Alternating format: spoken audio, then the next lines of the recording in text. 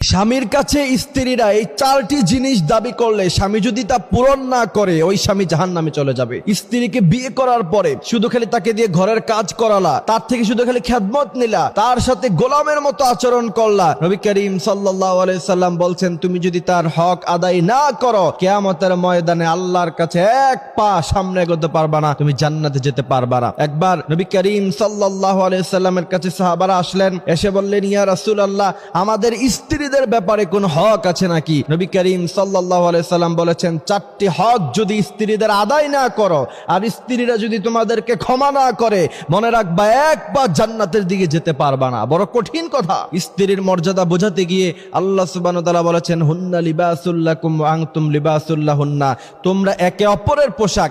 এই জায়গাটাতে আল্লাহ পাক স্বামী এবং স্ত্রীকে সমান অধিকারের কথা বলে দিয়েছিলেন। এই জন্য অবশ্যই খেয়াল রাখতে হবে, আপনার স্ত্রীকে আপনি সর্বোচ্চ তাকে মর্যাদা দিতে হবে, তার অধিকার আপনাকে আদায় করতে হবে। প্রথম নাম্বার হচ্ছে, সে যদি আপনার কাছে মোহরানা দাবি করে অবশ্যই আপনাকে মোহরানা দিতে হবে। এবার আপনি বলবেন যে হুজুর, যদি মোহরানা দেওয়ার মতো ক্ষমতা না থাকে, মোহরানা দেওয়ার মতো ক্ষমতা না থাকলে আপনি বিয়ে করছেন কেন? আপনাকে বিয়ে করতে কে বলেছে? আপনার স্ত্রী যদি আপনার কাছে মোহরানা দাবি করে অবশ্যই আপনি তাকে মোহরানা বুঝিয়ে দিতে হবে, আর না হলে আল্লাহর কাছে আপনাকে তার জন্য জবাবদিহিতা করতে হবে। এই জায়গাতে এসে আপনার কাছে যদি একান্তভাবে মোহরানা দেওয়ার মতো সক্ষমতা, সেই সম্পদ যদি আপনার কাছে না থাকে, তাহলে আপনি বেশি থেকে বেশি যেটা করতে পারেন, অত্যন্ত বড় নম্র ভাষায় তার থেকে আপনি ক্ষমা চেয়ে নিতে পারেন। তবে কোন স্ত্রী যদি ক্ষমা না করে, আপনি কিন্তু কোনোদিন ক্ষমা পাবেন না। এই জন্য তাকে ভালোবাসা দিয়ে, আদর দিয়ে তার থেকে আপনি ক্ষমা চেয়ে নিতে পারেন। তবে আপনার যদি সামর্থ্য থাকে, সম্পদ থাকে, এরপরেও যদি আপনি তার কাছে ক্ষমা চাইতে যান, তাহলে সে কিন্তু ক্ষমা না করলে কোনোভাবে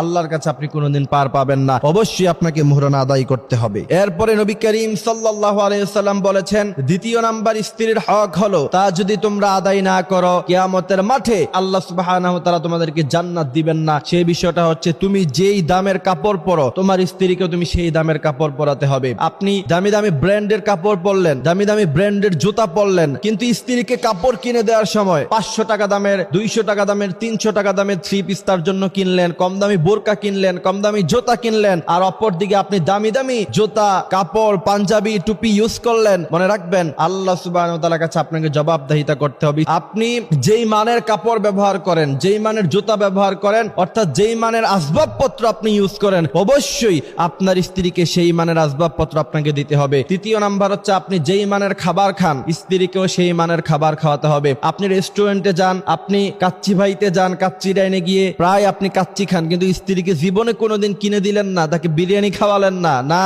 নবী করিম সাল্লাল্লাহু আলাইহি সাল্লাম বলেছেন, তুমি